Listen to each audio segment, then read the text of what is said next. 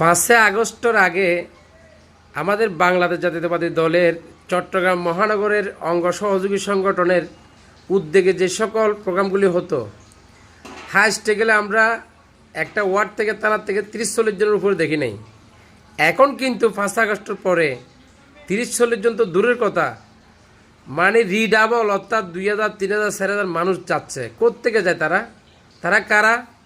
আর তারা যে যায়, যারা সিনিয়র ছিল, যারা 5 আগস্টের উপর আগ পর্যন্ত প্রায় 17-18 বছর এই বিএনপির জন্য ত্যাগ স্বীকার করেছে, এই নতুন নতুন লোকগুলো গিয়ে তাদেরকে ধাক্কায় মাক্কায় যে ফেলে দেয়, তারা কি একটু চিন্তা করে, একটু ভাবে? আর যারা নেতৃত্ব দিচ্ছে তারা কি এগুলোকে নিয়ে ভাবে? বাবা চিন্তা করে অবশ্যই ওগুলো নিয়ে ভাবতে হবে। দেখেন, আমার কথাগুলো বিষের মতো লাগতেছে, কিন্তু ভালোর জন্য বলতেছি। হয়তো আপনারা আমাকে খারাপ ভাবতে পারেন, কিছু করার নাই, সেন অফ কমেন্ট মানতে হবে। বড় ছোটোকে দাম দিতে হবে, ছোটো বড়কে দাম দিতে হবে।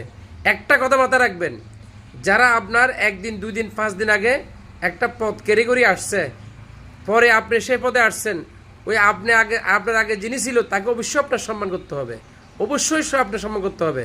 সম্মান যদি তাকে আপনি না করেন, আপনার পরে যারা আসবে তারাও আপনাকে কখনো কোনো দিন সম্মান করবে না। এটা আপনার মাথায় রাখতে হবে। শুধু রাজনীতি করলে হবে না, শুধু আমি তো বড় দেখাইলে হবে না, ঠিক আছে?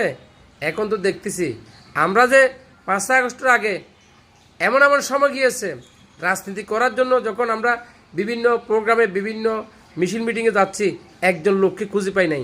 এখন অনেক নেতা দেখতেছি যাদেরকে একসময় ডাকছিলাম, আর ধর্মীয় বিএনপি ক্ষমতা আসবে না, এগুলো যাইলে দুঃখ পড়বো, কষ্ট পড়বো, এখন তারাই বড় নেতা।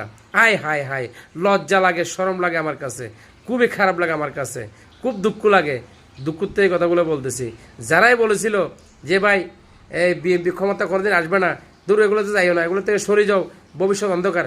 আসলে অন্ধকার আমাদের হয়ে যাচ্ছে, যারা আমরা তিয়া গেছিলাম আমাদের হয়ে যাচ্ছে, যারা বলেছিল তাদের অন্ধকার আলো হয়ে যাচ্ছে। আমার কথা ঠিক যদি হয়ে থাকে একটা একটা কমেন্ট করে জানাবেন।